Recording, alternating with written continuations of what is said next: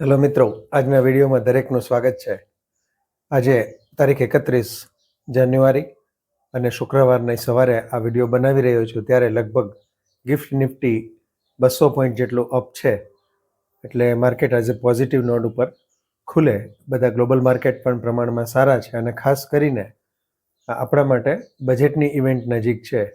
પણ આગળ આપણે કોઈ પણ બજારની કે સ્ટોકની કે કંઈ ચર્ચા કરીએ પહેલાં ડિસ્ક્લેમર બરાબર ચેનલ શરૂ થાય ત્યારે જોઈ લેવું. અને ફરીથી એક વખત પણ રિપીટ કરી દઉં કે અહીંયા કોઈ પણ શેરની લેવેચ કરવા માટે આપણે ભલામણ કરતા નથી.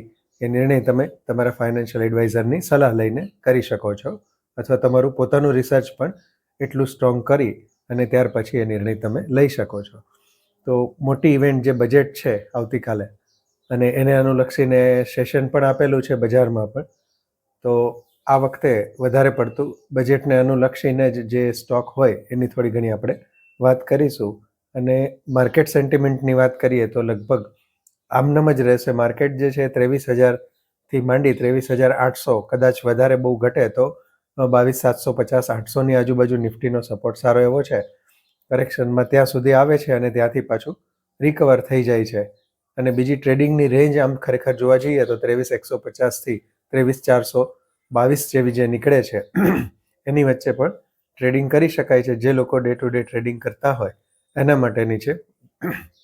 કોઈ પણ રેકમેન્ડેશન નથી.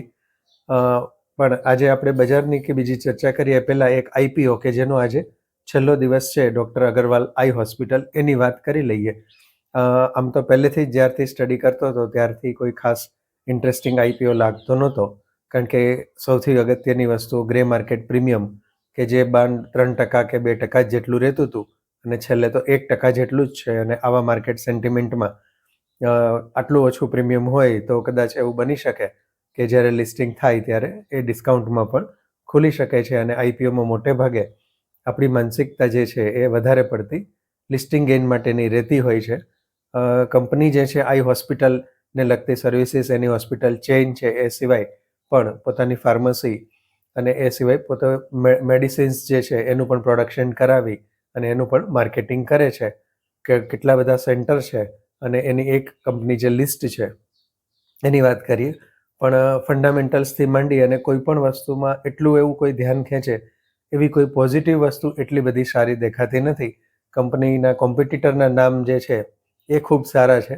એપોલો હોસ્પિટલ, મેક્સ હેલ્થકેરથી માંડી અને હેલ્થકેર ગ્લોબલ છે કે આ બધી જે ક્રિષ્ના મેડિકલ છે, આ બધી જ કંપનીઓ જે છે એ એની કોમ્પિટિટરમાં આવે છે કે જેનો બિઝનેસ હોય. પણ ફાઇનાન્શિયલી પણ કંપનીની એટલી બધી કોઈ સ્ટ્રેન્થ નથી દેખાતી. ફ્રેશ ઇશ્યુનું પ્રમાણ પણ ખૂબ ઓછું છે. પ્રમોટરો પોતાનો સ્ટેક સેલ કરીને જાય છે. પી પણ આપણો એવો નથી કે આપણને એમાં કોઈ લિસ્ટિંગ ગેઇનની જગ્યા છોડી હોય. અને બાકીના બધા આરઓસી, આરઓઈ બધું જે કહેવાય કે એટલું કોઈ પેરામીટર સુધી આવતું નથી, એટલે એની આપણે કોઈ ચર્ચા કરી નથી. ફક્ત મારો એક પર્સનલ ઓપિનિયન કહું કે હું મારા જેટલા ડીમેટ એકાઉન્ટ છે એમાંથી માંડ એકાદામાં કદાચ અવેલેબલ ડીમેટમાંથી કરું તો કરું, એ પણ એમ માનીને કે કદાચ 500, 1000, 1500, 2000 લિસ્ટિંગ ગેઇન મળે પણ ખરા અને ન પણ મળે અને ડિસ્કાઉન્ટમાં ખુલે તો લોસ બુક કરીને પણ નીકળી શકાય આ ગણતરીથી. જેમ આપણે ક્યારેક ફ્રી હોઈએ અને કોઈ ઇવેન્ટને આપણે ટ્રેડ કરી લેતા હોય, દાખલા તરીકે બજેટ છે તો આપણે બજેટ રિલેટેડ સ્ટોકની ચર્ચા કરીએ અને એમાંથી કોઈમાં કન્વિક્શન આવે તો એ સ્ટોકમાં આપણે એક દિવસ પૂરતું કે એ રીતનો જે કંઈ સ્ટ્રેટેજી બનાવી અને એમાં આપણે કામ કરી લેતા હોઈએ છીએ એ રીતે. એટલે અગરવાલ આઈ હોસ્પિટલ માટે આ વ્યૂ પર્સનલી મારો છે. તમે શું વિચારો છો એ કોમેન્ટમાં ખાસ લખશો. અને દરેક મિત્રને ખાસ અપીલ કરીશ કે વધુ મિત્રોને આ ચેનલ સબસ્ક્રાઈબ કરવા માટે રેકમેન્ડ કરજો અને લાઈક કરવાનું ચૂકશો નહીં. સાથે સાથે તમારી કોમેન્ટ્સ પણ કરજો. આજે કોઈ આપણે પર્ટિક્યુલર સેક્ટર કે કોઈ સ્ટોકની વાત નહીં કરીએ, પણ બજેટમાં કયા કયા સ્ટોકમાં ફાયદો થઈ શકે તો સૌથી પહેલાં જે મને ધ્યાનમાં આવે છે એ વસ્તુ એ છે કે જો બજેટમાં ઇન્કમટેક્સની સ્લેબમાં કોઈ ફેરફાર કરવામાં આવે, રાહત આપવામાં આવે, અને જે ન્યૂઝ રિપોર્ટ છે એના ઉપરથી તો એવું લાગે છે કે 10 લાખ સુધીની લિમિટ કરે, પણ 10 લાખ સુધી ન કરે ને જે કંઈ છે એમાં કંઈક એવી રાહત આપવામાં આવે કે સ્લેબ વધી જાય તો એક સામાન્ય વર્ગ છે, એક નોકરિયાત વર્ગ છે, એના માટે ખાસ કરીને એ બેનિફિટ થતો હોય છે. અને એ વસ્તુને જો એમના હાથમાં પૈસા વધારે આવે તો એ સ્પેન્ડિંગ જે છે એ બજારમાં આવતું હોય છે. અને કન્ઝમ્પશન રિલેટેડ સ્ટોક, ખાસ કરીને કન્ઝ્યુમર સ્ટોક કહી શકાય. પછી દરેક ક્ષેત્રના કન્ઝપ્શન રિલેટેડ સ્ટોક જે હોય, બિલ્ડિંગ મટીરિયલ્સના સ્ટોક કહી શકાય, પેઇન્ટ સ્ટોક કહી શકાય, આ બધા જ સ્ટોક જે છે એમાં પોઝિટિવ ઇફેક્ટ એની આવતી હોય છે. એટલે સૌથી બજાર માટે સારામાં સારું એક આ સમાચાર કરી શકાય. બાકી જે ટ્રેડિંગ માટે કે જે કંઈ આપણે ઇન્વેસ્ટમેન્ટ કરીએ ત્યારે જે ટેક્સ લાગે છે એના માટે પણ વિચારણા છે, ન્યૂઝ રિપોર્ટ છે, પણ લાગતું નથી કે કદાચ એમાં કોઈ ફેરફાર કરે. અને બીજું, ઇન્સ્યોરન્સ સેક્ટરમાં જે પ્રીમિયમ છે એના ઉપર 18% GST લાગે છે, એના માટે પણ વચ્ચે વિચારણા હતી કે કાઢી નાખવું અથવા તો કમસે કમ ટર્મ પ્લાન જે છે એમાંથી કાઢી નાખવું. તો કદાચ એમાં કંઈ પણ સમાચાર આવી શકે તો ઇન્સ્યોરન્સ સેક્ટરના સ્ટોક જે છે એ પણ લાઇમલાઇટમાં આવી શકે.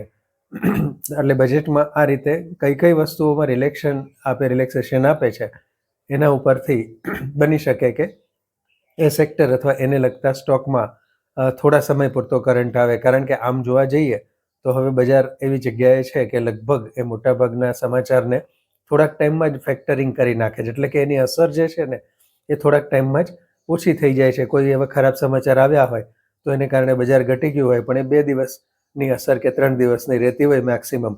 પછી પાછું ફરીથી જે ઓલ ઓવર ટ્રેન્ડ હોય છે એ ટ્રેન્ડમાં બજાર આવી જાય છે.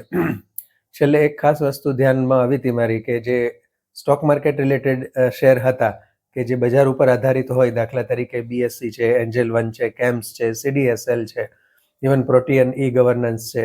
ભલે પ્રોટિયન એટલો બધો બજાર રિલેટેડ નથી, થોડો જુદો બિઝનેસ છે, પણ છતાંય કહી શકાય. અને એ સિવાય એક નાનો શેરની આપણે ચર્ચા કરી હતી, BN રાઠી સિક્યોરિટી. તો આ બધા સ્ટોકમાં છેલ્લે ઘણું કરેક્શન આવ્યું છે. અને એ કરેક્શન જે છે એ એટલા માટે આવ્યું છે કે આવનારા સમયમાં આવનારું વર્ષ જે છે એ ગયા વર્ષ જેટલું સારું નથી રહેવાનું. એટલે એમની રેવન્યુ એ પ્રમાણે લઈ આવવી ઘણી કંપનીઓ માટે મુશ્કેલ બની જાય. અને આમે ચોખ્ખી વાત છે કે કોઈ પણ વસ્તુ એકધારી ક્યાંક સુધી વધ્યા રાખે કે હંમેશા જ તમને રિટર્ન આપે રાખે એવું તો ન બનતું હોય, એમાં ચડાવ ઉતાર આવતા હોય. પણ આ સમયે ખાસ આપણી માનસિકતા એવી હોવી જોઈએ કે કેપિટલ આપણે મેનેજ કરીએ, અને જો આમાંથી જે કંપનીમાં આપણને કન્વિક્શન આવતું હોય, જે આપણને વધારે સારી લાગતી હોય, અથવા આપણો પોતાનો રિસર્ચ અથવા વ્યૂ એમાં પોઝિટિવ હોય, એને આપણે ઘટાડામાં ઓપોર્ચ્યુનિટી ગણી અને ત્યાર પછી એનો સ્ટડી કરવો જોઈએ. લેવા જોઈએ કે વેચવા જોઈએ એની રેકમેન્ડેશન આપણે નથી કરી શકતા. એટલે મારી વાત ઉપરથી તમે જે કંઈ વિચારી શકો એ પ્રમાણે તમારો નિર્ણય લઈ શકો છો. એ સિવાય સોલાર સેક્ટર માટે જે કંઈ સરકારની પોલિસી છે એ બધી જ પોલિસી લગભગ ચાલુ રહેશે. એમાં કોઈ ખાસ વસ્તુ પેલું ઘટાડો કે એવું થયું લાગતું નથી. કદાચ થોડું ઘણું કોઈ પણ વધારે ઇન્સેન્ટિવ આવી શકે અથવા એઝ ઇટ ઇઝ એ વસ્તુ રહી શકે. કારણ કે આ વસ્તુને પણ સરકારે પ્રોત્સાહન આપવું જ પડે એવી પરિસ્થિતિ છે પ્રદૂષણને ધ્યાનમાં રાખીને. એ સિવાય ફર્ટિલાઇઝર્સ સ્ટોક જે છે એ પણ લાઇમલાઇટમાં રહી શકે છે.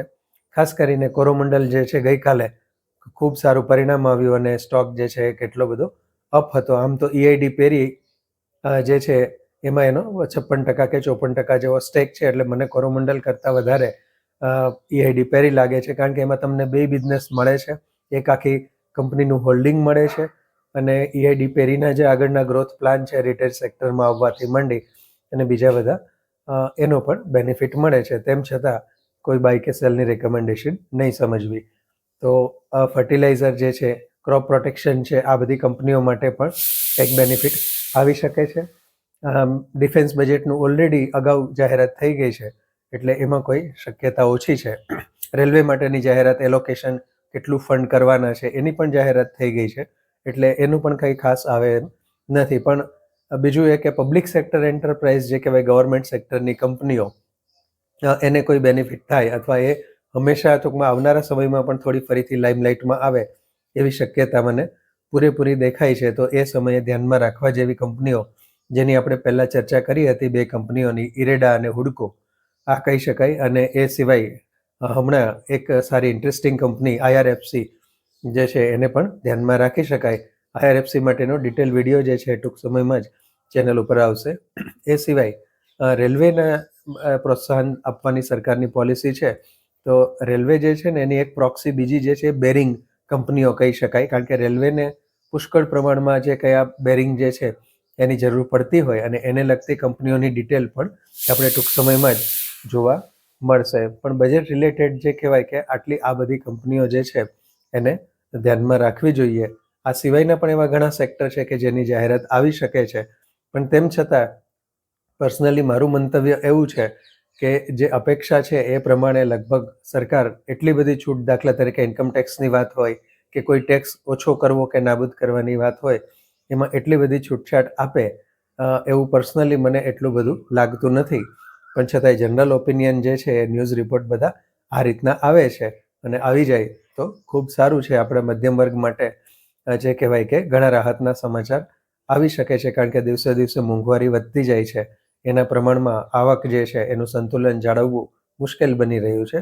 તો ત્યારે આ વસ્તુ ખાસ બેનિફિટ કરી શકે. પણ ગવર્મેન્ટ આપે નહીં, એની પાછળ મારો તર્ક એવો છે કે અત્યારે ગવર્મેન્ટને આવી છૂટછાટ આપવાની જરૂરત નથી. જે હિસાબે જીએસટી કલેક્શન્સ અને લોકોનું સ્પેન્ડિંગ ગમે તેટલું ટેક્સ હોવા છતાં પણ, ગમે તેટલી વસ્તુઓ મોંઘી હોવા છતાં પણ જે રીતે થઈ રહ્યું છે, એટલે એ જોતાં કદાચ આ બધી વસ્તુઓ જે છે એને હોલ્ડ ઉપર રહે અથવા તો અપેક્ષા પ્રમાણે ન પણ આવે.